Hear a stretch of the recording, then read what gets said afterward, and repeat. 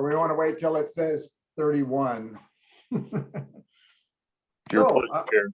I'll just start, and anybody comes in won't miss a bunch. Will the meeting please come to order? I'd like to welcome all these familiar faces and visitors and staff. Not to say the staff aren't familiar faces, for the May 11th, 2022 meeting for the NCPRD DAC.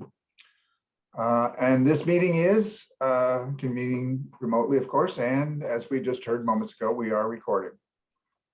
So our first agenda item is to have the meeting summary, which was distributed. Are there any corrections or additions to the summary? And I had one that I gave to Jessica, so I could point out what that is. It was a statement I made during the DAC reports, and the name of the group that is formed is the Friends of the Park at Jennings Lodge School. And so she was able to make that correction. And I don't know that the packet is part of that. So that does that, and welcome Dave too. So are there any other corrections or additions? Any objections to accepting them with that one correction? Hearing none, they are approved. Next item. Oh, man. What? Zipping right along, are we? Yeah? Okay, so next item is Ben here yet? Oh, there you are. Hi, Ben. Okay, good. So the first item is time allotted for agenda items, and that was a recommendation of Ben. So would you like to let us know more about what you had in mind? Well, what I had in mind, when we first started, we decided to go to a 2-hour allotment because we had a lot of work to do with getting our bylaws and everything put together. And, you know, I've been a part of a lot of boards and whatnot, and there's an efficiency when you kind of have, there's this like magical 1.5 hour time lot that I think that we could be just as effective at. And also, you know, it would reduce the staff time and our time, you know, because majority of us are volunteers. So I would appreciate the I guess opportunity to discuss reducing to going back to 1.5 hours. Okay. Yes, Mike had something. Just point of clarification, Chair, and to Committee Member Johnson. The first item was, I believe, was the amount of time allotted in the agenda. You had put in 2 requests, Ben. And I think this one was asking to have specific times for each agenda item so we could time it out. The next agenda item we're speaking to. So we'll remember those comments you just made. What we want to talk about is, so you talked about you want to have the agendas show time allotment for agenda items. So you won't forget what you said. Go if you could run that part by now. Sure. And a lot of the public meetings I'm involved with as well, you know, there's an understanding of how much time each topic will have. And I think that helps keep the group accountable and make sure that things that are lower in the agenda that are just as equally important get attended to. And so that way we don't, and it kind of ties into the second piece of the agenda of going to 1.5 hours. I think it will help the group really focus and be accountable to the time we allot to each major topics. Right. And I agree with you. And most of the meetings that I attend have those as well. But what I'm curious is, how do we want to, is it that the people who design the agenda decide, or are people bidding for, so like when Heather has a presentation and she wants, I'm going to pick on you, but with fun intended, you know, she wants 45 minutes and we only had 20 minutes in mind. How does those negotiations take place? We just say, hey, it's 20 minutes, take it or leave it. Or she says, no, it's 45 minutes. And so how do we do that? That's the part I'd like to at least have us consider. That's maybe like, you know, for myself, when I had to submit to get something on the agenda, I could submit a time frame, which I think would be appropriate for that topic. And likely Heather, you know, when she submits presenting for something, she could also submit a time frame. And then I think that's y'all's job when you're doing the agenda setting and see what times people are thinking they will take, and then, play with it a little bit like Play-Doh. Okay, good. Yes, Ryan. Yeah, can you all hear me? Yes, sir. Okay, I can't believe we're still asking that. Okay, so in past agencies, I've worked for about 5 agencies. What happens is the director and or executive director would work with the chair and the governing body of the board to discuss time allotments. For instance, I have significant projects that I could go on for an hour and I'm given 10 minutes. And then we just tend to try to focus. So that's really something that the chair and the director need to work on together, and co-create that focus. And then that's passed down to the staff through the director, because it's inappropriate for the board to talk to the staff directly, to then make those determinations. And then as a staff person, I decide, well, what are the main points I need to get across? So Got it. Thank you, Ryan. there's my Yes, Mike. 65 cents. Oh, okay. That wasn't even a nickel's worth. I mean, a dime's worth. You got all 65 cents worth. I got it. Yes, Mike. I was just going to add on. I actually like Ben's idea and Ryan's hybrid. I would very much be able to add on to the request to appear form a expected timeline. Obviously, discussions can go wayward or take longer, but expected timeline. I can say generally what my goal is 5 minutes. When we've got a presentation, if it's a quick topic, 5 minutes, but trying to keep it to no more than a 10 or 15 minute presentation generally. So just framework, Chair. Thank you. And those all fit with my experience as well. And back to using our Heather example. So she says 45 minutes and we counter offer. Well, we more had like 15 or 20. And so then we negotiate on 17 and a half or whatever, but then, it's not fixed and hard. Okay, so we will then at the agenda setting meetings, make a stab, and if we have to negotiate with people, we can still have that kind of dribble off a bit and get resolved. Okay, good. So that's that one. So I did, so any other questions or comments about that? We will, although for those who don't know, this coming, yes, Ryan. I just have one more comment. It's also making sure that we look at the charter of the board, and and making sure that we're really razor focused on what are the topics we should be talking about, and what are the topics we have the ability to make recommendations on. I've also found that in some of the boards that I've been on, and we had to really fine tune that and cut out a lot of like some of the pork, I guess. I could agree with more, and that for me will come up in this next item that we're going to slide down to. I just wanted to wrap that one up, and I'm in total agreement with what you just said.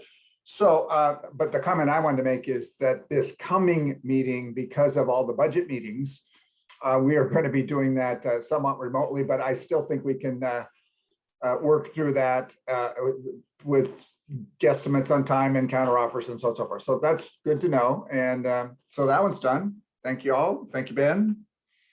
Next one is, and we already heard 2 comments on it. Ben's about the meeting length and the concept that we have caught up. And then I'd like to play off of what I just heard Ryan say, which is specifically to be clear, what is the accountability of the DAC?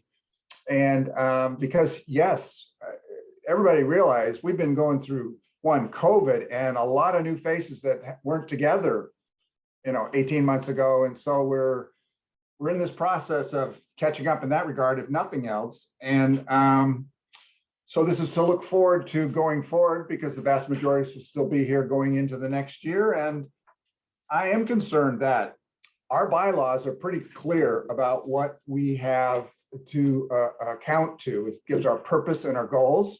It spells them out specifically about our primary goal is to advise the board of directors on a whole multitude of items, and it's also to provide policy level recommendations, again, to the board of directors. And then lastly, it is to evaluate and address programs and facilities of NCPRD, concentrating on work plan related items to ensure that they're addressing challenges, desires, and needs of all district residents. So that for me was the biggest one when I read the bylaws in the first place. Was there part of that same group? Ben was there, Joe was there, several people were there. When we created it, it is our constituents are the entire group of residents, and we need to focus on that. So in a little while, we'll be talking about the outreach process and expanding the sub-area participation. But if we specifically look at what those things include, it is acquisitions, design, planning, development of parks and recreation facilities, programs, maintenance, operations are all included in one or other or multiple of those categories where we are to make policy level recommendations. And that includes going into the budget, and actually has a particular part going into the budget, things that we make recommendations on, and then they are reviewed by the district budget keeper or whatever, but it's scary anyway. But the point is, we need to focus on how do we know when we are meeting that. And I'll write off, strike that. Most of this year, we've been getting up to speed and there's still more to do. So I have a little problem considering that we are caught up. Doesn't mean that's going to mean we can't do anything about it, but I still think we have a whole lot more to cover. And yes, Joel, your hands up. And Anita after that.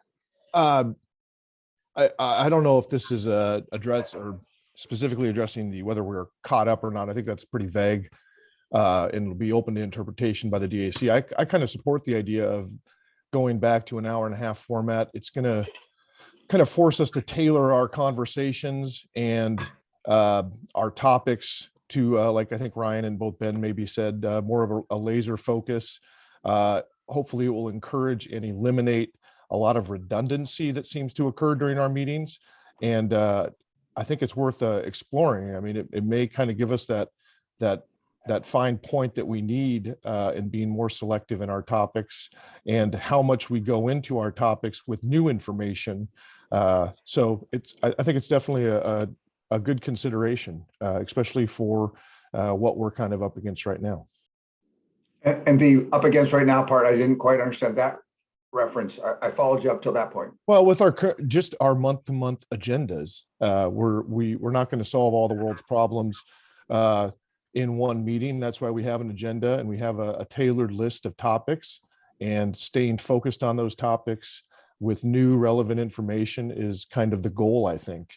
I think that we could eliminate and trim a lot of pork or fat from some of these discussions if we have in the back of our head a limited time frame to do so. Okay, I'd like to add on to what you said. So I'd love to have people who see that there are whatever you described there, I'll call it fluff, but whatever you think isn't critical, I'd like people to call that out when they think that's what's going on, because that would support what you're saying. Yes, Annika.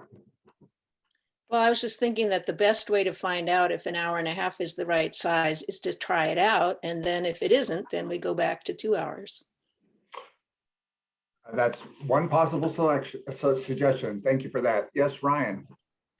Yeah, and I think having a quick discussion about so for instance, one of the things that I keep I bring up probably ad nauseum, sorry for that, but it's my place, is like there's really high level topics that our group, I feel, needs to make a priority, and that's funding. That's getting our planning in order. That's supporting the district staff in making the changes to the budget so that it's a smooth budget. Those are the things that I see a board like us really supporting and helping create the space to move forward with those items, and making sure that we kind of think about, are we looking at the big picture, or are we kind of zooming in on some very specific topics that could be solved by district staff or by other means? Again, keeps coming back to all the great things we want to do: build parks, name parks, build new picnic tables.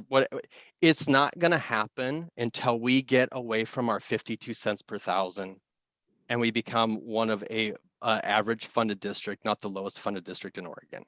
So we keep going and like, let's get away from these small topics and let's get to the big topics that we should be talking about. That's what's going to make all the difference in what we're doing. And I think that's the hard discussion we have to have and make some really hard choices about putting for, and no offense, but like park naming. Okay, let's get a small subgroup to take care of that so we can focus on the hard question of how we're going to get more money in the district, how are we going to get it so it's organized, so Mike and his team can work super efficiently. Super. I really appreciate that several of those last comments, particularly the one about I've been an advocate for and still am, and in many boards, I see the value of having subcommittees that handle things. They can't make any final decisions. They still come back to this group, but they can work out the details. So I appreciate you said that. My other concern, though, is what you said, Ryan, is that our focus is not to manage and or adjust the staff or their performance or any of those things, which you said make it work better for them and so on and so forth. Our focus is to advise the Board of County Commissioners, and where it comes from specifically, this special district was founded with a promise of local control and local advisory boards. And right now, the only board is the one in Milwaukee, and congratulations to them. And that's why we frequently ask to know how they do what they do. But they have a meeting every month of their own, as opposed to all the stuff happening in these meetings. So if we could have subcommittee meetings and keep growing the participation in our sub areas so that we could re-establish the prescribed, agreed upon advisory boards in all 5 sub areas so that we can have that discussion. Because Ben, let me ask you, how much of the topic that we do is in any way related to the work that you do in your park boards meeting? Does it help you be more prepared for this and focused on what parts fit on, or is it totally a different world? It's quite different. I wasn't quite prepared for the question, but a lot of it's very project focused a lot of times, like on what's going on. We get a lot of updates from the city and NCPRD.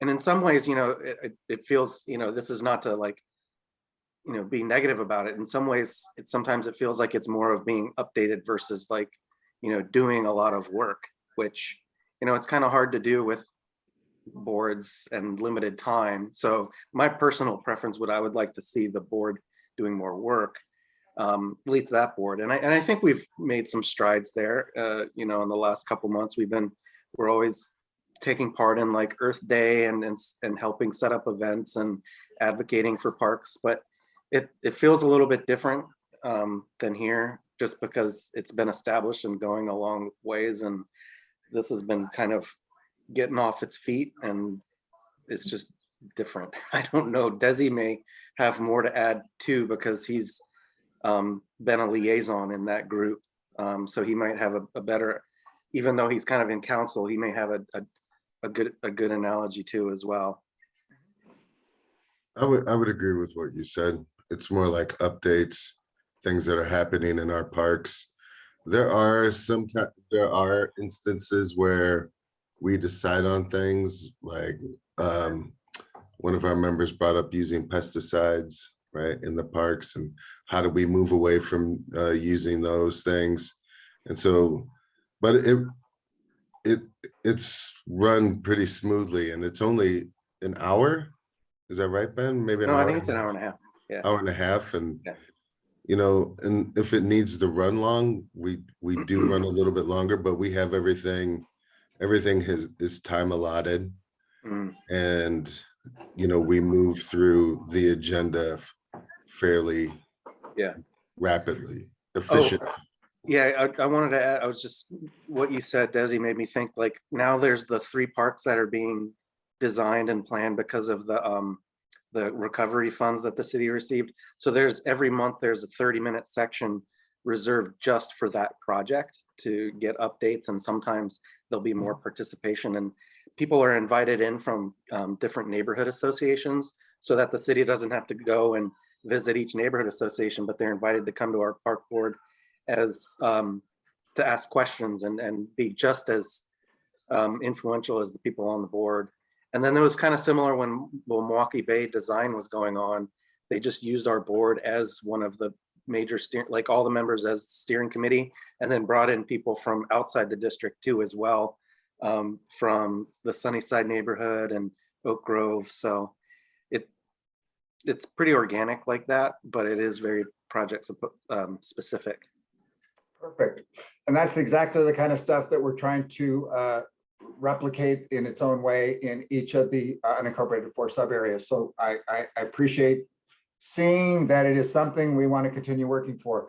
So I'm willing to have us time it out for 90 minutes as long as the things, I think Ryan's the one that said it, as long as we put some focus on meeting the things. And my request is read the bylaws. They couldn't be any, they're a little redundant, but they couldn't be any clearer about what our responsibility is and to whom we should be making recommendations. And I think we can represent the needs, the needs and desires and challenges of all the residents, which is clearly what it says in there. And it's a reflection of what's in the comprehensive plan, which is most of the parks is under. Yes, Ryan. Yeah, we're in a unique position to be. So we have this amazing staff that are trained. There's hundreds of years of experience, and they're not picked to this job willy-nilly. They go through a significant process and they have a significant experience to get the jobs that they get, right? So we know that they have their stuff together. We're in a unique position to be the advocates to support them to move the district's agenda forward. They have a connection to the community because they are serving the community. We are the community, and we're in a very unique position to be the advocates to continue to do the good work to the decision makers, the people that are saying yes and no to the money, which are the county commissioners or the board of commissioners for this group. So we're in that really unique position. We're also in a unique position to hear what's going on and then to ask questions like, hey, wait, Michael, why are we doing that? And to understand what is the strategy behind of the programs that we're providing, the services we're providing. And I see that as like, we're really, we're supposed to be learning and absorbing, but also advocating up. And I think that's what the board set the DAC up for, is like, we are to advocate. We are an extension of them. We are to listen and we are to hear some of the details. Does that make sense?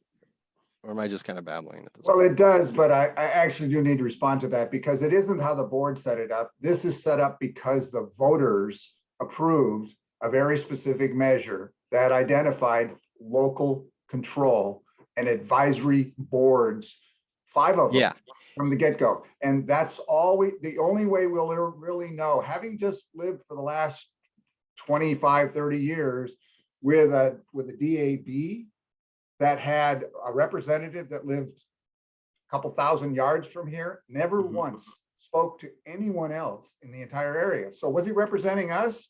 Or was he someone who was doing a great job of thinking what he thought was best? And that is the distinction that I want to be clear that I'm committed to, is that we need to hear from people. And that's why we're starting all these great friends groups, not to be a burden on anybody, but to have people feel engaged and connected and feeling heard. And that is the work that is necessary, because I loved what you said a few minutes ago, Ryan.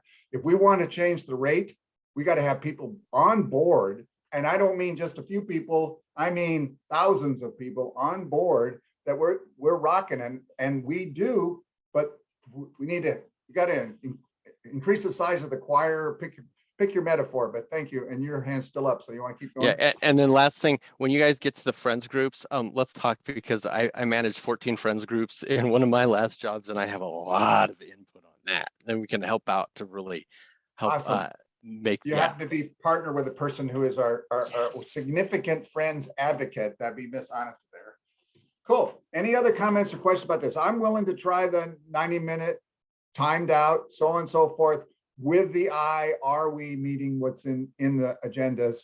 And the only other document I haven't mentioned, and since we're on this roll here, has everyone read the administrator's letter that is in the front of the current NCPRD budget?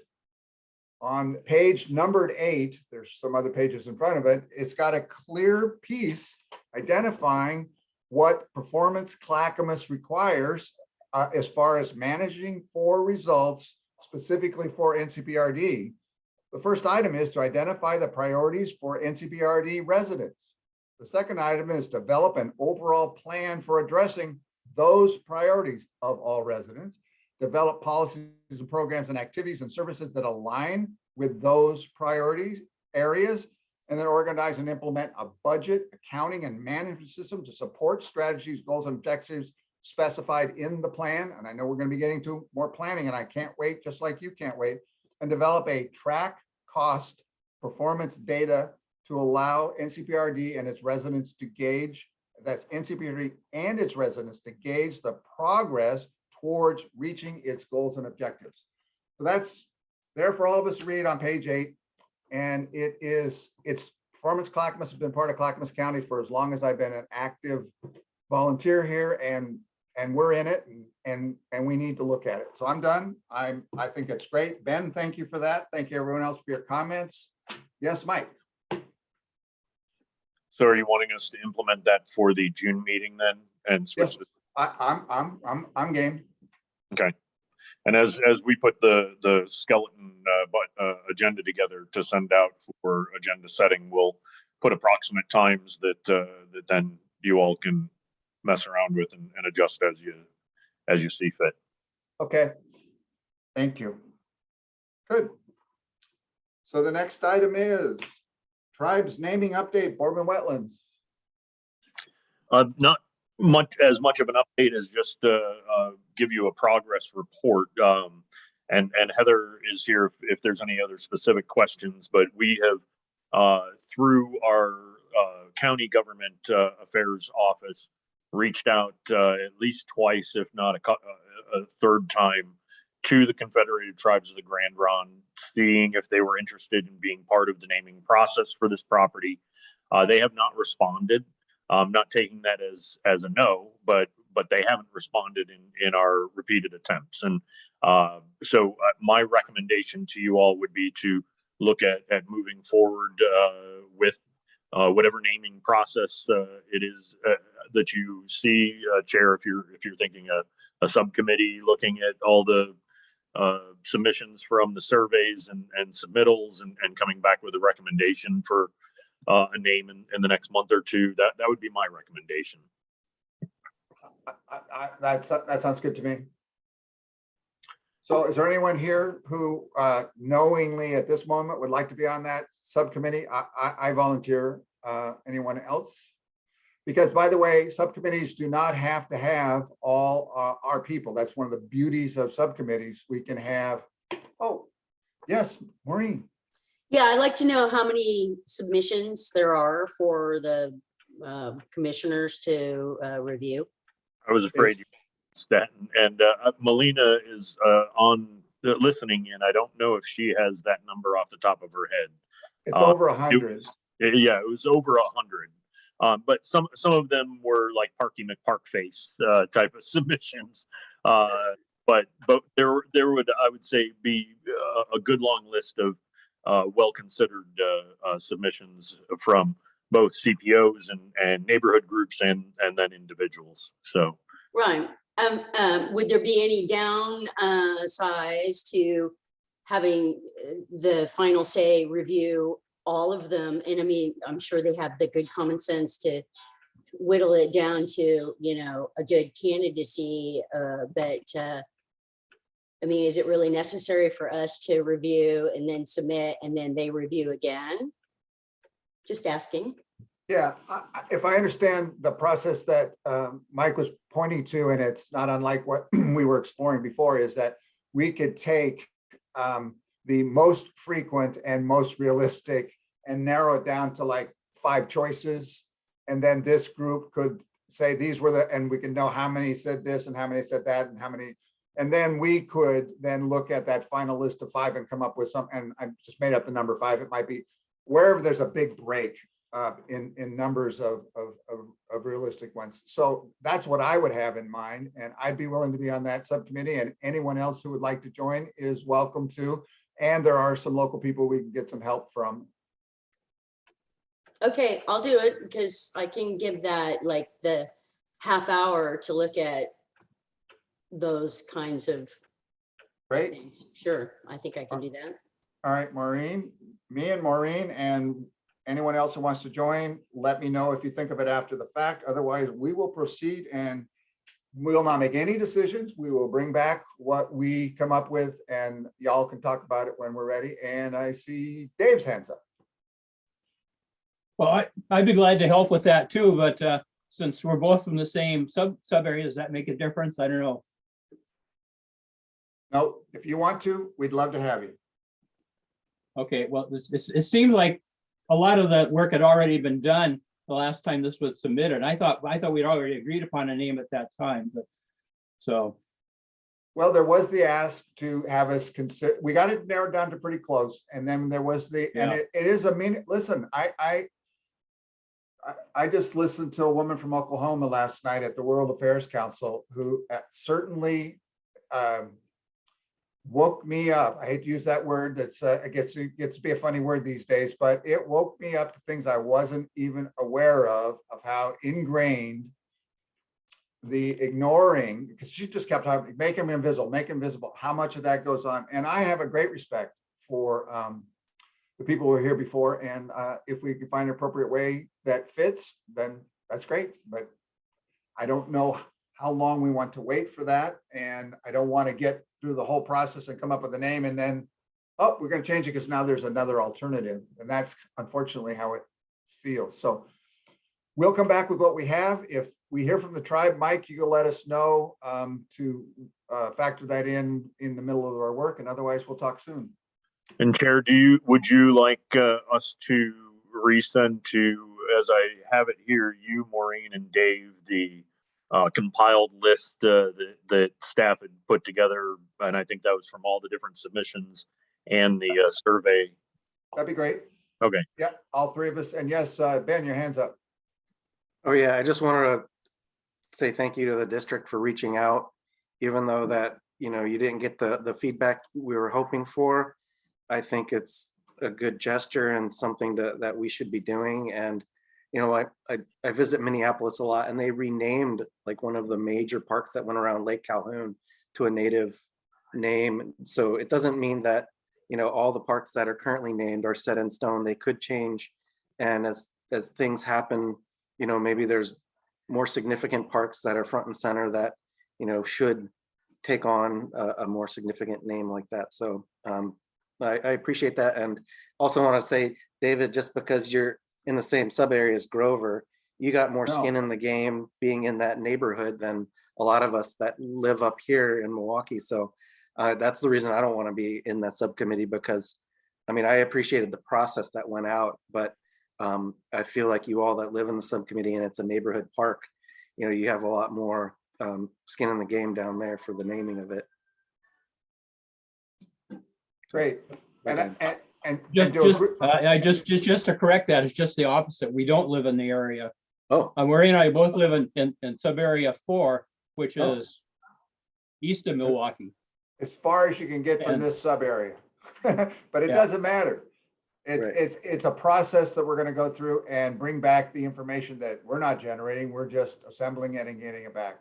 Yeah. And I appreciate what you said, Ben. Martin Luther King, Harvey Milk's, Cesar Chavez, those are all things that were changed after years of being something else. So we have plenty of opportunity for that. And thanks for bringing it up. When I moved to Alaska, the mountain was called McKinley. When I left Alaska, it was called Denali. That's about the biggest, literally one of the biggest examples we can use. So it does and can happen. Cool. All right, so that item is done. Next is the third quarter report. Okay, and my past practice has been to send this out and really just wanted to go over some of the highlights. But if you have specific questions, pardon me, I'm scrolling down through my. There we go. Generally speaking, we're in the third quarter, so when you're seeing percentages and things like that, obviously we should be at about the 75% for our expenditures and revenues if everything were perfect and came in on a regular schedule each month. As you see, there's some fluctuations in certain areas on revenues and expenditures just because of that, of when we get tax money in, when we have to spend money and pay certain things. So generally speaking, though, moving out from the overall summary, which hopefully is a good quick overview, just a couple of highlight things. You know, I like to focus more on the general fund. As of right now, or at the end of the third quarter, we're at 126% of our revenue, and our expenditures are at 36%. And that's pretty well tracking through most of our budgets, that we're lower on our expenditures and higher in our revenues. That is kind of that same trend that I talked about going back, you know, even 4, 5, 6 years of the overall budget. And so there's really nothing else that I particularly have to highlight. If there were any questions about any of the particular stuff in the third quarter budget, otherwise we're trucking along as expected, and even better in certain areas. Well, I was just curious because I try to make sense of things, and I don't know, and I'm not suggesting anything is not right, but I looked at the first page that says General Fund 213, and then I looked at the General Fund 213 more detailed one, and I can't correlate them. So are they on different material? That one is the one is the longer one, but on the very first page of the material we got, it's got General Fund 213, and I don't need to do this now. I still would love to have a subcommittee that goes over budget stuff if that's something we can work into over time. Not right now, but you guys are doing enough budget stuff. But that's worked really well for us in the library board world. Those of us who care about the numbers and read the stuff like to be able to understand how it flows. And it's certainly not a challenge to that it's being done wrong. It is that we need to understand. And that's again back to our being representative of the resident taxpayers. And we just want to understand what's going on. So is there a correlation, or should we save that for a different conversation? I'm open to either one, but I couldn't correlate them. Well, this right here is just the summary of the overall general fund. So it's talking about what our beginning fund balance was at the start of the fiscal year, what our current revenue intake has been, what our current expenditures are, and that 14.7.410 number is the same number that is further down, whoever's sharing the screen. If you could scroll down to the bottom of the general fund 213, that 14.701.410 is right there. So the spreadsheet, the longer version is just the breakout. Okay. The first one is just the summary of the general fund from its starting fund balance. Okay, good. Well, thank you for helping me find that. So that's the year to date and the end balance as of at the end of the quarter. So good, good, Yes. good. I'm happy. And I appreciate doing that. And thank you for keeping the SDC funds Separated back out. with the details in it. I appreciate that. Okay, thanks. Did anybody have any other questions on the third quarter report?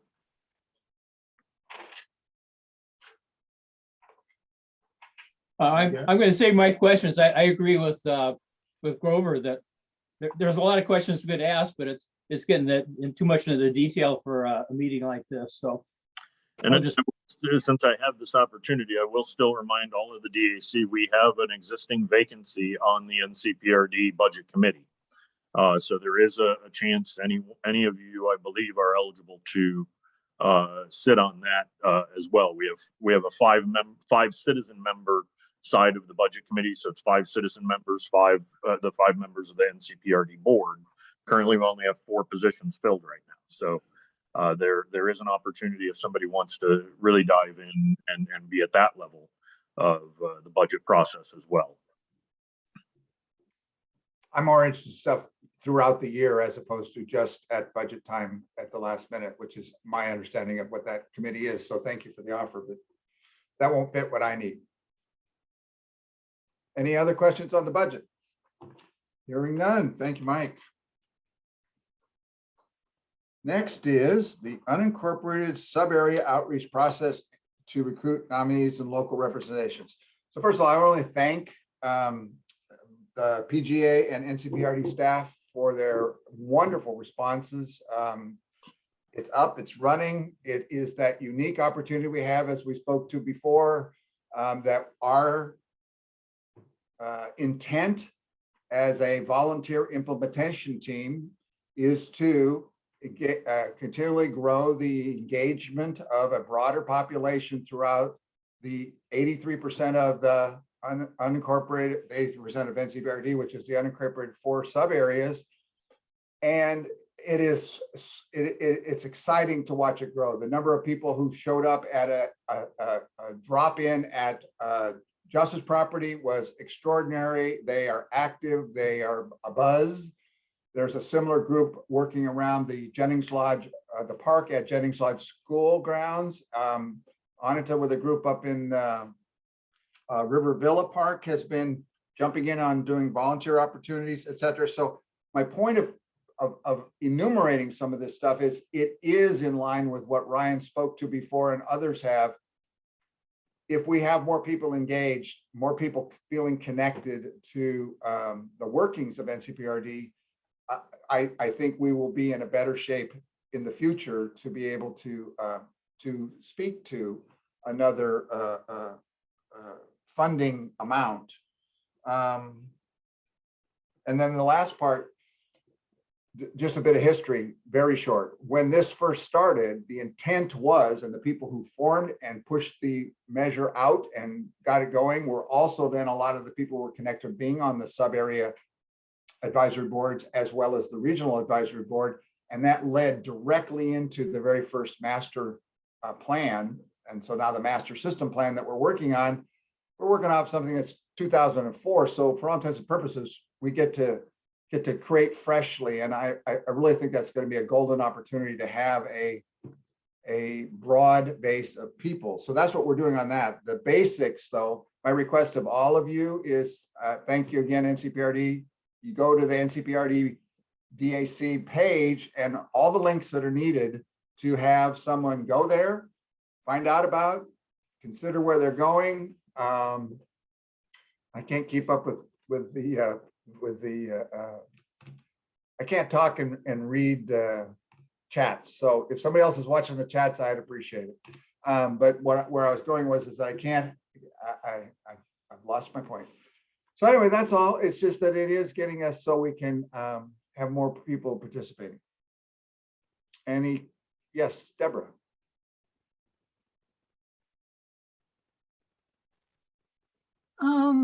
Apart from the website, will there be like printed material or anything that we can distribute? I think that the website is necessary and fine, but I find using the Clackamas County website cumbersome myself, and I use it frequently. But it would be nice if there was some printed stuff that I could distribute around my area so that people would maybe see it and know that this process is going on and then go to the website. Is Melina on, or I'll speak? I was going to say, if we could bring Melina in. Yeah, the for Deborah is yes, there are other print materials. There's Facebook campaigns and other social media stuff going on. The PGA office is also doing their I don't know what it is, but they're standard outreach methods that they send it out to different media. Oh, and there's Melina. She can expound on that. Thank you, Melina. Hi, everyone. So yes, there are printed materials. They just got distributed to the aquatic park today. There's flyers. And so if you're interested in picking up some printed flyers, you can head to the aquatic park and pick some up. They're there waiting for you. Otherwise, after this, we'll make sure we send out the digital files to everyone here so that you can distribute those. We have A-frames in parks as well. And then we'll be I did just get back the Spanish translation, and so we'll have Spanish translated materials as well, which we'll be distributing to the Madres and the Padres and other community groups that we work with. So, and a press release has gone out on Nextdoor. So we just got a Facebook post up, and we'll be sponsoring that with some additional money for increased exposure. So, Thank you. And Jessica, I didn't know if Jessica had gotten any number update. I know there had been at least a couple of people that have already at least submitted interest, but I didn't know if we had had any updates from PGA on that. So far, I've received 2 applications. So the word's getting out there. Good. So my request of any and all of you is if you have an opportunity to either do like Deborah says and get actual flyers, or like Melina offered, getting the digital versions out to all of us so we can use that method. And I know that they said they're going to post on Nextdoor, Facebook, and if you happen to be a participant in one of those by liking or sharing, or I don't know, I don't speak that language, but anyway, you can cause it to get more whatever if you pass it along or whatever. And that's what we are doing out here. So please consider doing that wherever you are. And if you know somebody, invite them, because the meeting next Wednesday will be the first meeting, and then it'll be breaking into the 4 sub areas. And then the 4 weeks after that will be the final meeting, when we should have enough candidates and the groups can actually have discussions with the candidates. And then and we'll have a poll, and they can select, vote for 2 where it's 2, or vote for 1 where it's 1, and go from there. Yes, Anita. Yeah, I just wanted to say that even if you live in Milwaukee and you're not exactly part of this in an active way, you can still think of people you know in other sub areas. You might want to suggest that they run for the DAC, or at least that they come to the meeting and get more tuned in. And even though that we're not going to have a new applicant in sub area 2, it also applies to sub area 2 that we want people to come to the meeting. We want to set up these parks forums so that we have a sort of symmetry with what is so cool that goes on in Milwaukee with your own parks board. We want to get that going everywhere. So yeah, I'd love for people in Milwaukee to also contribute and support this whole process. Thank you. Big Dave, you're up. I just to clarify, if our term is up, we do have to reapply then. We're Yes, not true. automatically applied. Correct. Excellent. All right. Any other questions about that item? Seeing none, moving on. Changes or status updates on our list of regular tracking items. All right, starting with the first one listed, Milwaukee Bay Park. I do have Heather here to give us a project update. Yeah. How many minutes is it? No, I'm just kidding. quick, I'll spare you all. I really, the main thing is already in your board report, that in 50% design, our team managed to cut $3 million from the project, which is frankly incredible. We were surprised and amazed, and we're really close. I think we're within about 400,000 of our budget target. So I'm really heartened, because I think all the big pieces are still there. We still have some work to do, obviously fine tuning that down to get within our budget, but it's so promising. So I'm taking a lot of heart in that. And then we did get some really good feedback from the Trails Bond folks. We had put in the application and we got ranked very highly. I think we were the second highest rated Trails Bond application. So that's really good news. And there weren't a lot of applications from our geography, from this part of the metro region. So I think that really bodes well for applications. Nothing's in the bag, so to speak. And then in May and June, second half of May, so coming up soon to first half of June, people will be able to submit public testimony to support applications. So I don't have that information yet. I think they might be doing something like survey like online to weigh in, but I'm looking into that now. So I can, if you all are interested, I can keep you posted.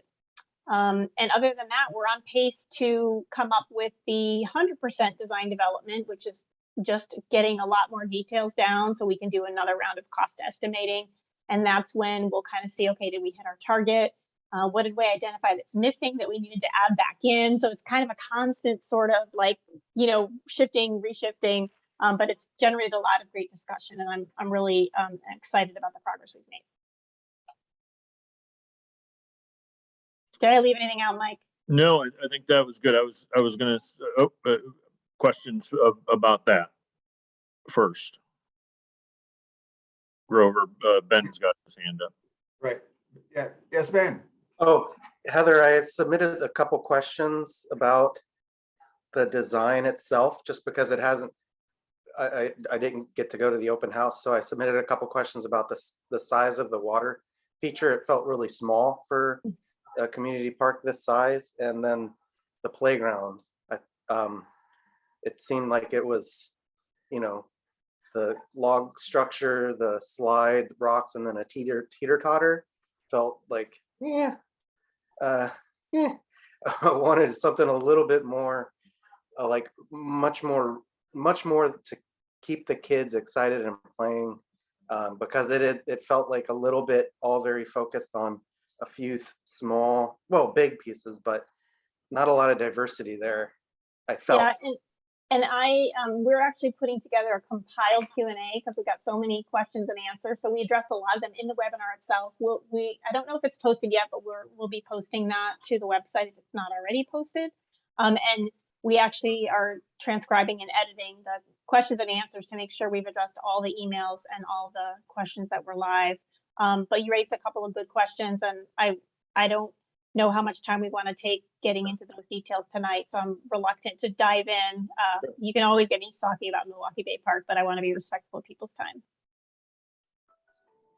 No, I appreciate if there's another venue that the answers are going to come back, then I fully. A lot of those particulars are really just still in flux, Ben. I had a laundry list of comments too, along some of the same lines and probably some other divergent ones too. So nothing is set in stone of what people are seeing.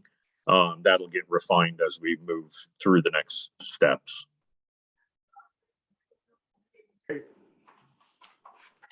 I was going to ask Chair, since we've got Heather primed and ready, if she could give the SDC update, and then I'll switch and do Concord after that. Okay. Yeah, I don't have anything to report on the SDC methodology yet. I don't know if Mike, are you going to talk about the system plan?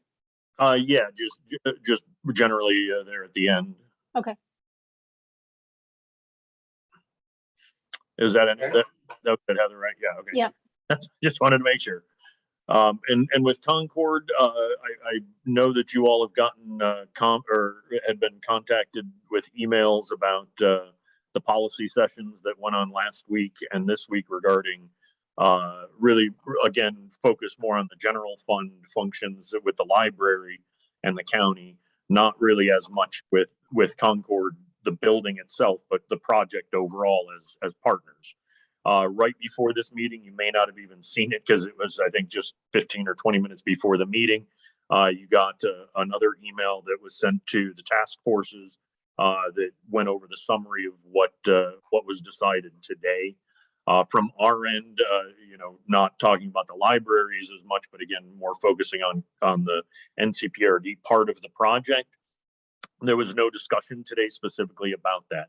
In the email, it does say, my intent is if there hasn't been earnest discussion before then, we're definitely planning on trying to talk about that at the June 29th NCPRD quarterly board meeting, which is our next quarterly board meeting on June 29th. Because what really has changed, the big decision I would say on our end is the board did take official action to separate the two buildings as the project moves forward.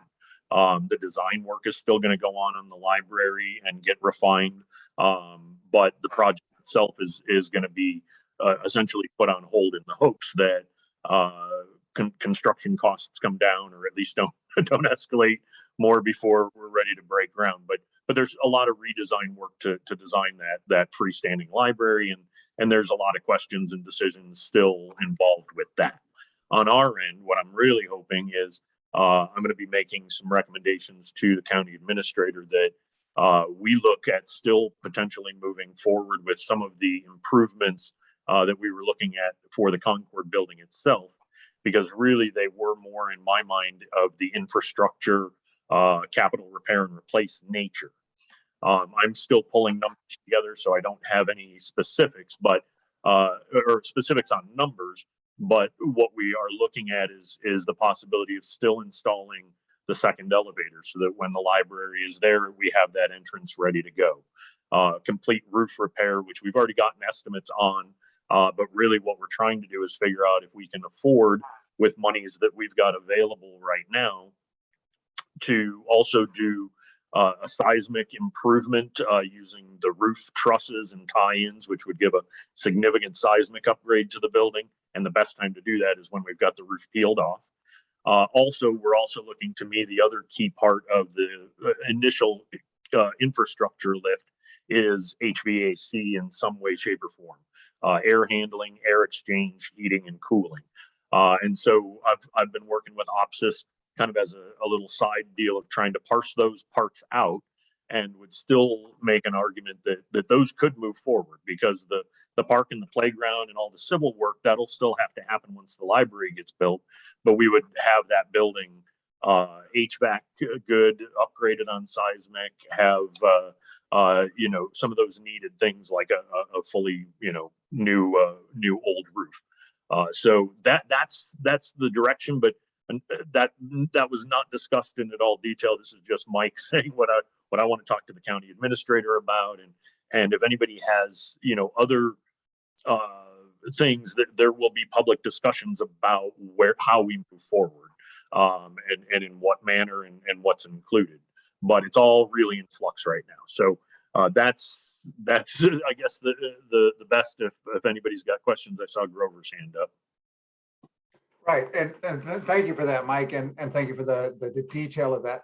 The one part that I want to speak about is not the library, and actually not about the original building, but it is about the park, and that still is NCPRD. And the biggest challenge I've been in most of those meetings that, in fact, I was in all of them but one, that came up with recommendations, etc. The relevance is protecting the size of the park, and that's what still needs to be worked out. And I don't know how NCPRD will play that in, because I'll also hear it from the library side. But I'm very interested in finding out about the site preparation costs. So if there's some way, is Jason back? I don't know. How would we get to know, for those who want to know, and not everybody wants to know, I want to know. Yeah. And then we have some other folks who want to know about the site preparation costs, because that's a, anyway, I just don't know until I know. And I think that's a valid point. And really what we've been waiting on was that key decision today of which way we're going to move forward. Couldn't spend a lot of money on coming up with 3 different, cost estimates based on those. So now that we've got the clear direction that the buildings will be separated, that gives the ability for OPSIS and the landscape architects and us, and I'm sure there's going to be public involvement in what way, shape, or form, or who's hosting it. I'm not quite sure whether it's a task force or us or somebody else, but there'll be more of those discussions, and we've got, I don't want to call it breathing room, but because there's going to be a bit of a pause to the projects themselves, at least on the library side, we can really flesh that out a lot more. Once a footprint is decided on and agreed upon, once the site location of that footprint is agreed upon, then that basically gives us those good ideas of, you know, what was the square footage of the open park area in the first plan versus what is it compared to when it's at this place or in this type of configuration. So I see a lot of those decisions coming not quickly. We move at the speed of smell. Remember, we're a bureaucracy, but we will start making those types of calls and or getting those types of numbers together now that we've got that decision. Okay, great. All right, so who do we ask for those numbers? You? Well, I mean, Jason? it's not anything that we've got right now. So it'll be something that'll have to be developed by OPSIS now that we've got that decision. So there'll be, I'm guessing, at least a couple of design meetings where you know, footprint and placement and all of that are talked about. We just had the decision today, so I haven't had a chance to talk to Cindy or anybody. Yeah. Well, I was there, and I also, for the 4 years on the task force, was part of that process. And the task force has not disbanded. We're until it's selected. So right. That was one of our challenges in the past, is the amount of information that we didn't get from the task force. And so now I'm not speaking to you as a member of this, but I'll have that conversation with you offline. But that information, we need to have it. Well, I don't disagree. It's just the manner and time in which we are able to produce it. I don't think that a lot of that's been finalized or not finalized, but even put onto proposed paper yet. So okay, good. Well, thank you for that. Okay, and then anything else on Concord? No, not anything that's of note. And then we talked about funding. Methodology funding, was that included? Yeah, just the one part on funding. Elizabeth Gomez texted me and reminded me that the proposed budgets for NCPRD have been posted just now. I think while we were meeting. So the 22-23 proposed budget is posted on the website now, so you can go and take a look at that. So that was my only other finance update. Okay.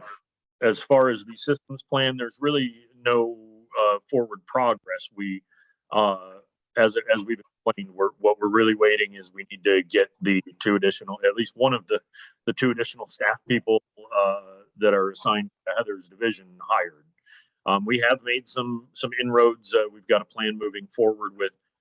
If you remember, we had an unsuccessful recruitment for the senior planner position. So there are motions. We've worked with class and compensation within HR, and hopefully, I think, Heather, I guess I could confidently say we're hoping within the next 2 weeks we should have 2 positions out on the street is our hope for both of them. And once we can get somebody in, then a lot of that other stuff is going to be able to move forward as far as the systems plan and some of these other kind of languishing topics that we've been wanting to get moved forward. Okay. Thank you for that. And then the last item in that list of stuff, because you just mentioned system plan, is the CIP. And the CIP is tied to the system plan. And if you recall, one of the things that we're considering is trying to handle some of the more immediate needs. So the needs assessment and the capital improvement plan as part of the first lift of the systems planning process, followed by the more long-term planning, the long-term objectives and stuff. How that's going to work until we have somebody on board that we can scope this out and get it out to consultants, we won't know. But I hope that the CIP plan, CIP itself, the capital improvement plan, and the capital improvement plan outlay, which gives the timeline for a 5 to 10 year outlay expenditure, would be one of the first products of the planning effort, is my hope. But we just won't know that until we start really diving into it. Okay, thank you. Anything else on the change status items? Nope, nothing else. Public comment. Do we have, who do I ask? Do we have people in the, Public There are people in the queue, but I don't see any hands raised. So if anybody is wanting to make public comment, they can raise their hand. So we have Jeanette DeCastro, who's raised her hand, Chair. Yes, love to hear from Jeanette. Looks like you're on. Oh, hi. Good evening, all. So my name is Jeanette DeCastro. I live in unincorporated Clackamas County off of Sunnyside Road. And I just wanted to thank the Park District for adding the Justice Park property to the planning list. Thank you for that. Reiterating my email essentially. And I just didn't know about the ball field shortage. And so I was excited to hear that that was added to the planning as well. And at this point, I'm excited that there's such a robust recruitment for DAC members. That's really exciting too. So I'll wrap that up there. Thank you all. Take care. Thank you, Jeanette. Any other hands? Yes, Lindsay Freeman has raised her hand. Yes. Hello, Lindsay. Come on up. Hi, everybody. Can you hear me okay? Yes, ma'am. Wonderful. I echo Jeanette's sentiments and feeling very thankful to have the Justice property added to the list of projects potentially and hopefully moving forward. And I also wanted to share that we had our first informal gathering there on the property last month. And I expected, 4 or 5 people to show up, and we'd mill around. And I think that there was 16 of us at the end of it all. It was really impressive. I met, neighbors that I occasionally see driving by, but haven't spoken to. Lots of the neighbors whose property is adjacent to the Justice property came. People voiced their concerns. Everybody was really excited about the idea of preserving the property for a park and not having it turn into homes, and really feeling this neighborhood connection, which was exactly what led me to wanting to talk to people about, getting a park built there. So it felt great. There's momentum. We have some groups now, and we're going to meet again. We're going to try to meet every month. And I just feel really, really thankful for that. And I just wanted to share that. I know, it's just a little spit of land over here off 122nd and Mather, but hopefully it will be a beautiful park here in the next, couple years or decade for all of us to enjoy. And we can come out here and we can rejoice for the nature. So thank you so much. Thank you, Lindsay. And then we have Jan Carruthers on with her hand up. Very good. Go ahead, Jan Carruthers. It's the unmute part. Yeah. Thank you. I put something in the chat that asked the staff about a budget question, that we were 25%, 125% of earnings or income revenue, and 36% of expenditures. I was asking about, it seems that we often hear that NCPRD is understaffed. And I'm wondering if this might not be a time to perhaps invest in more staff in order to move things along.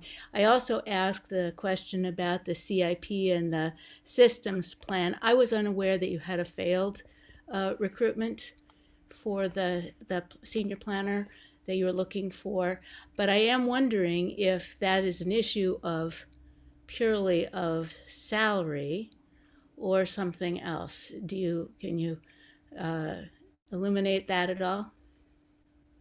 Yes. Ultimately the recruitment failed due to the salary not being attractive enough to bring in the candidate. So what we have done is we've looked at the position and what's going to be put out is a reclassified position with some redefinitions. And so we hope that that is more successful. And to the first question, yes, I did see your question, Jan. We in the 22-23 budget are requesting 3 additional staff as part of our realignment. And beyond that, we have a couple of different plans of how other positions could play in, but I'm trying to build it slowly. It's a problem, or it's a challenge recruiting even our part-time seasonal staff at this point, and getting people to apply Right. to full-time vacancies that are open right now. And 3 others if the budget's approved after July 1st. And I think all of them are going to be difficult in their own ways, just depending on kind of who applies and what the conditions are. But it is my intent to building capacity is what I'm calling that. For us to be able to do more and provide more service, we have to build the capacity internally to do that. And so I've put some significant amounts of money into next year's budget to hopefully to do some of that. Great, thank you. Thank you for the questions. Any other hands up? There are no other hands up that I'm seeing right now, Chair. Okay, great. Well, thank you all for the public comment. And now we'll move to DAC member reports. Who's first? Oh, there's Anita. You're so bashful usually. You guys wish, right? Anyway, one thing that's been on my mind is, well, just to start off, this justice property situation. Well, I'm in sub area 2 and Grover's in sub area 1, and we both went through meeting. And but I still feel like probably me and most of us don't know that much about the other sub areas and the situations there. And we had a great beginning when NCPRD took us on all these tours and we went to facilities and we met a lot of staff. And so I thank NCPRD for that. But I still know very little about sub areas besides my own. And so I had these ideas that I just wanted to throw out for people to consider. And one is that each month there'd be some time dedicated to a particular sub area. And the 2 DAC members would tell the rest of us what they're hearing from constituents and what they know about what's going on in their area and what we might not know, just to kind of give us a verbal tour of the place. I also thought that, it would be really great when you guys have a lot of extra time on your hands to change the NCPRD website so that you can search for a park by sub area. Because right now you can go by Clackamas or Milwaukee or Oak Lodge. Got lumped together, but it's really hard for me to figure out what each sub area has. And to me, it's important because each sub area is about the same population as the next sub area. And I'd like to see how the parks are distributed in these different population areas. And then the other one is volunteer events, I think could maybe get more publicity, more focus. They're a great way for us and for our constituents to learn firsthand about different properties all over the district in our whole district and to feel invested in them. And so I'm enthusiastic about those. And I know I already sent everybody a notice about one at River Villa Park. But I've gotten a lot from, like, when I went to the whole property in sub area 1, it was like a revelation. I had no idea that place existed. I was amazed by it. I was delighted by it. It's another great wetland, and it has a great potential to be something for a lot of people in the district. Okay, that's enough. Thank you, Anita. Joel. Thanks, Grover. Hey, and Anita, I appreciate what you just said. A lot of that makes sense to me. And I also wanted to let you know, I thought your latest op-ed in the Clackamas Review was very thoughtful and well-crafted, and I enjoyed that as well. Thanks for being a great advocate for our whole district. In addition to our sub areas, we also have a very robust community center, the Milwaukee Community Center. And as the representative, I'm remiss if I don't just mention a couple of quick things. We are also recruiting an opening on our board. We meet the second Friday of the month at 9:30 a.m. In fact, we have a meeting this Friday. All are welcome to attend if they're interested in learning more about that. And excuse me, the only other event I wanted to bring out, it's pretty neat. This Saturday on the 14th, the Oregon Ballet Theater will be doing a performance at the Milwaukee Community Center at 5 p.m. I believe doors open at 4:30. There's a suggested donation of $5, I believe, but it's technically a free event, and it's a really cool opportunity to see this up close and personal, where a lot of folks wouldn't have exposure to that. So come check it out if you have some time. Great. Thank you, sir. And Dave, you're up.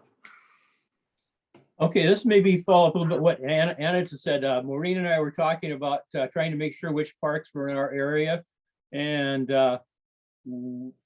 it was pointed out there was a map available online. I don't know how long it's been there. Unfortunately, it had a number of errors in it, and I made some comments to through Jessica, and I think to one of the other ladies that got back to me that said they would take those into account. But I think that's pretty important, because it would go into what Anna just said, that as to which parks are in which sub area, so you have that information. Also, the website, I don't know about the trying to do it with sub area, since it's mostly for people trying to figure out where the parks are at and where they want to go to. But I think that needs to be updated too. There was some like the Hoodland View Park is still on there, and I don't think it belongs to to our North Clackamas parks anymore. And there's I think there's a couple of other things on there that I think was looking for Hawthorne Park on there. I didn't find that.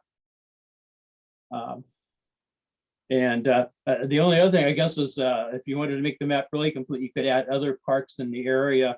Like Mount Talbert's Park. Mount Talbert is not owned by the North Clackamas Park, but it's a really good park for people to be able to go to. Okay, thanks. Thank you, Dave. Anita, you have more. Yeah, I apologize, Joel. I should have said that each month we should focus on a sub area or a community center. And thanks for speaking up. And also, I'd like the map that gets fixed up on the website to really make maybe a different color for when something is a property rather than a developed park or facility. So it's really easy to tell the difference. That's all. Thank you. Desi, you're up. Can everyone hear me? Yes, sir. Milwaukee will be hosting its second annual Juneteenth celebration, June 18th from 11 to 3. I just wanted to put it out there. We'll have food trucks, vendors. It will be held at Water Tower Park this year because there's more shade, and then there's play structures for kids. So there'll be food, vendors, face painting. And once again, it's June 18th, 11 a.m. to 3. Thank you. And yes, Maureen. Hi, everybody. I've taken some time to just on Mondays before the meeting to make sure that my next door little blurb out there invites everybody to attend and submit any suggestions. And I had 2 people respond to just the Nextdoor app, and one of them was that apparently the fields at North Clackamas Ballpark are too short, and the senior citizens are hitting the softball over the field regularly and they would like them to be 300 feet. I thought that was very specific. And another person let us know that she had issues with many people, especially during this time, letting their dogs off leash in parks, and children being molested, and that maybe our signage could be amped up, and what kind of patrols do we have to enforce this? And I couldn't answer either one of those for her, but I did invite her to tune in this evening and let her know that I brought this to our attention and just part of our community involvement, and thanked everyone. And I think this will be part of my regular thing every month, hopefully, to bring a little news locally from sub area 4. Thank you very much for that, Maureen. Thank you. And yes, Ryan. Kids are getting harassed by the dogs. Apparently, she had a personal experience with she and her children, and her area is the Llewellyn South, and I believe there's an elementary school there that kind of has laxed with the, you know, Okay. off-leash dog area over The there. dogs are harassing the kids. Well, they may get charged, run, kids, you know, freeze, then they. Sorry, the feel- verbiage Yeah. freaked me so- out a little bit. yeah. Okay. Okay. Did I say molested? Yes. And not by dogs. sorry. It was just kind of left hanging out there. I was wondering the same thing. Yeah, but she Okay. did iterate that she did not feel safe for her kids to be in the same park that people let their dogs run free. Okay. Thank you, and thank you. And so if Maureen's done and Desi's done, they can lower their hands. And are there anyone else who wants to comment? It was in the agenda last time, but it is exciting because on Nextdoor, there is a group specifically for the Friends of the Park at Jennings Lodge School starting to grow. And we had a lengthy conversation with the Oregon City School District because they will be repurposing that building. So it will no longer be part of the Spanish immersion program. They will be moving it all over to the Candy Lane School. And so that may mean more opportunity for us in this coming year to have the community and NCPRD look at what options are available. And the groundswell is growing in Jennings Lodge because it's only half a block from the former Jennings Lodge campgrounds. And everyone's kind of reminiscing of that's our last remaining open space. So that is my little bit of added report too. And anyone else have DAC member reports? Okay, good. Thank you all for that. And it was great hearing from, actually counting the people who shared during public comment, we had comments from all of our sub areas. So next item is district monthly reports. The chair Anita's got her hand back up. Oh, I'm sorry. I would look down and read my paper. Well, you know, we actually aren't even at 7 o'clock yet. So I just wanted to say, I don't even know if this fits in, but Ryan has said he's managed a lot of friends groups. So I would love to hear about that at some point. And also I have a big interest in playgrounds, and I know Ben has a lot of expertise on that. And I would welcome, I don't know if it worked for everybody, but I would welcome hearing all about sensory parks and nature play parks and inclusive parks and water features, if Ben, you should ever want to present that to us. In your spare time. Right.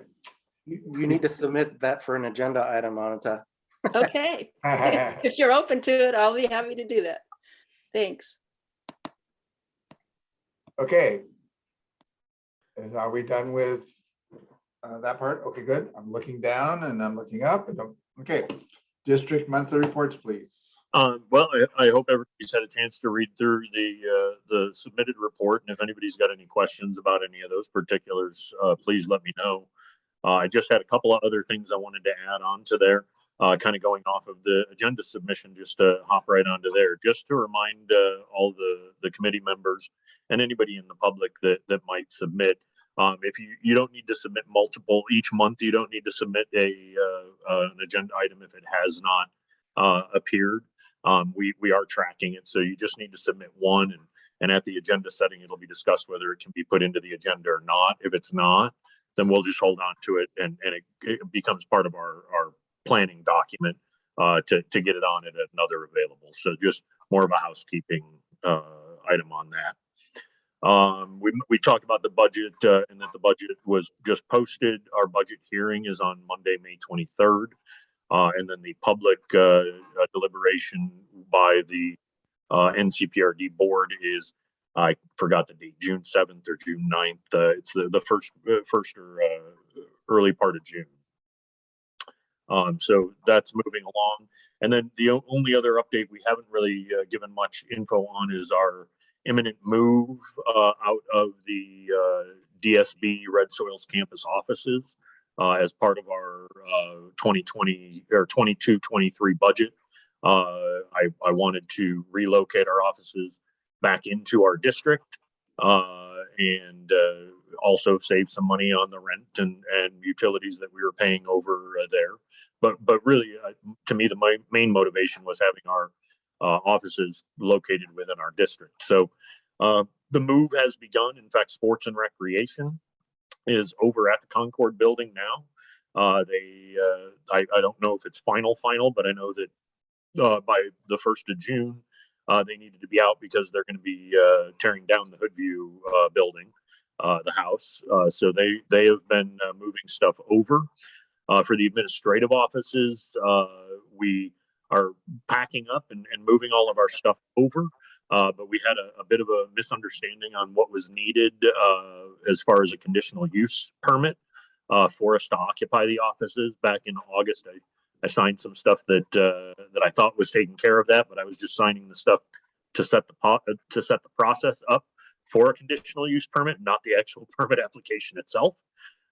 So what's going to wind up happening, practically speaking, is we're still going to be out of the DSB county offices by July 1st until the conditional use permit.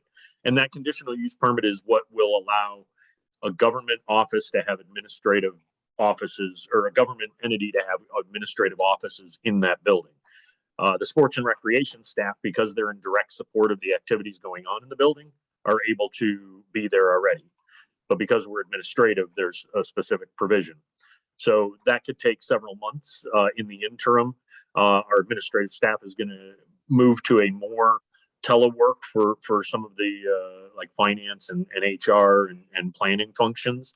We will be setting up temporary workplaces at the aquatic park, probably, I believe, is where we're going to do that. But with that said, we're still going to be able to have meetings and conduct business over at Concord. We just can't officially move our headquarters there until we get the conditional use permit figured out. But that's all happening, and we hadn't talked about anything in any kind of great details, but park staff has been working their butts off over in the Concord building in the office parts, just cosmetic, putting paint on the walls and brightening things up and making other improvements for the building so that it's usable.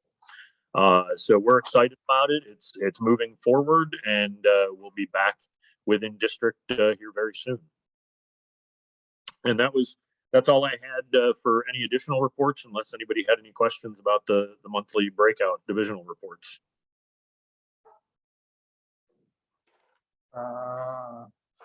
There was one of the things in the report that actually somebody mentioned earlier about Milwaukee, and that was about, it's mentioned twice in here about weed control. And I wonder, what is the NCPRD policy around weed control? It's back on page 4 in 2 places. And are we killing bees? I certainly hope not. I'm being brought up to speed right now on our pest and herbicide control mitigation. Pest control is a far different topic, in my opinion, than the weed control. I do know that we applied herbicides to lawns or to park areas to control crabgrass and broadleaves, because people really like having nice green lawns. To what degree and what we use, that's what I'm still not quite up to speed on. I do know that there's some restrictions that the city of Milwaukee wants to have as far as what's used and when and where. And I am very much on board with having those discussions. It's just not anything that I've been brought up to speed yet on. Because kids use the parks, pets use the parks, and we want to make sure that we're protecting all of them while we're trying to maintain good green nature areas and open spaces. Okay. So can we talk about that again a little farther downstream? Not now, but in a few months, because it is a pretty important thing. I've become a bee person, as you may remember, and that's I'd like us to be contributors to the quality of life of the insects that are making a good difference as opposed to not. Yes, Ben. I was going to say Tanya Burns. I think that was her previous last name. Williamson gave a really great presentation to the Milwaukee board on the practices that NCPRD takes up, and it was was really informative. So maybe check in with her to see if that's an option for presenting, so everyone can have the opportunity to hear that. That was exactly what I was thinking. And I want to get her on to give us a kind of the highlight overview of that. Great. We'll do that in a future meeting. Great. Any other comments about the report? All right. Oh, Dave's hands up. Well, I don't know whether this was covered, but and Anita mentioned the next door. I noticed there's been quite a bit of stuff going on and next door about homeless on the trolley trail and people being bothered and not feeling safe. I was wondering if there's anything that we can do about that. We do working with our legal counsel. Obviously, there's some state provisions that restrict what we can do and the manner in which we can do it. One of the things that is clear though is we can't remove people based on their homeless status. So just because they're homeless, that doesn't give us the right to remove them from public property. There's processes that we currently have in place for noticing when people set up. In the future, once we get the language cleared up, but I know that we put money into the budget for the next fiscal year budget. There's going to be some different signage putting up that clarifies expectations, possibly more geared towards defining, not saying no overnight camping is a rule, but instead saying that our hours of operation are are closed from 10 p.m. to 6 a.m. The difference on that is camping violation. It's really just a rule of ours. It's not really enforceable. But if there are people that are occupying the parks after hours, no matter who, partiers, kids, it doesn't matter, then that can become something that the police is more easily, or other law enforcement or social services are more easily able to deal with, because it's a park violation because they're there outside of our rules. But even when we put that into place, I mean, our practice is still going to be, there's notifications, there's rights, there's processes to deal with that. As far as feeling unsafe, I get it. I try and get out on Saturday and Sunday mornings and drive around to some of the parks, and go over to Stringfield Park this past Saturday. It was early in the morning, I think right around 6 a.m. and there were 2 people camped in the shelter. There were other people around the park, but nobody was going around the shelter. And so, I mean, I get it. It's a very difficult. If I had the solution, I would certainly put that out there. And I don't think anybody does. But we're going to continue to treat people with compassion and dignity, and make adjustments to what we can try and change as far as behavior. But know that it's something we're going to be dealing with, and those challenges for, I don't see an end to it. It's a big fix on a big part of a big system. And yeah. Yes, go for it, Ryan. Yeah, Grover, that's exactly what I was going to say is, all agencies all across the country are dealing with these social issues, and it is a national discussion, unfortunately. And I appreciate us moving forward and continuing to plan for the future, because a lot of times the homelessness, people experiencing homelessness tends to shut down other community members in not wanting to do anything. And that's not the answer. We still keep planning for the future and keep thinking about how we're going to provide for 10, 15 years down the road, when hopefully we actually as a society start having some compassion and figuring out how to deal with some of these social issues. So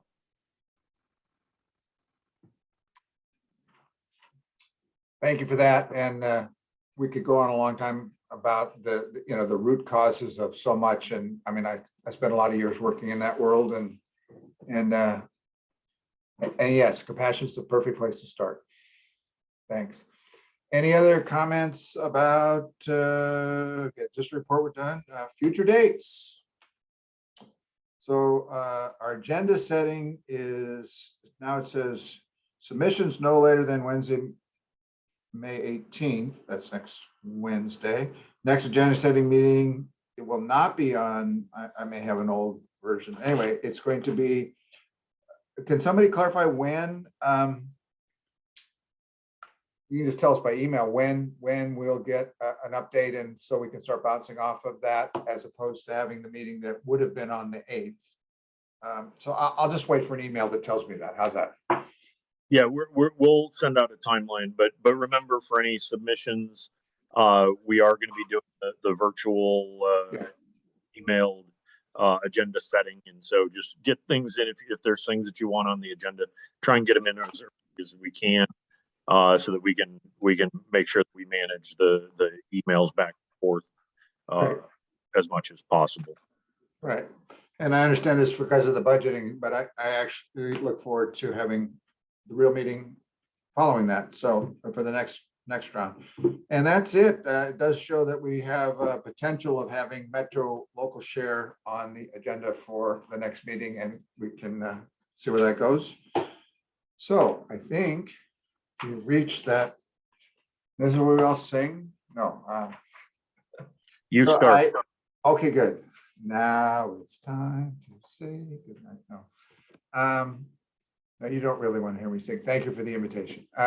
So I am down to where we are. If there's no any other business, we are adjourned. Thank you all. Thanks, everybody. Appreciate it. Have a great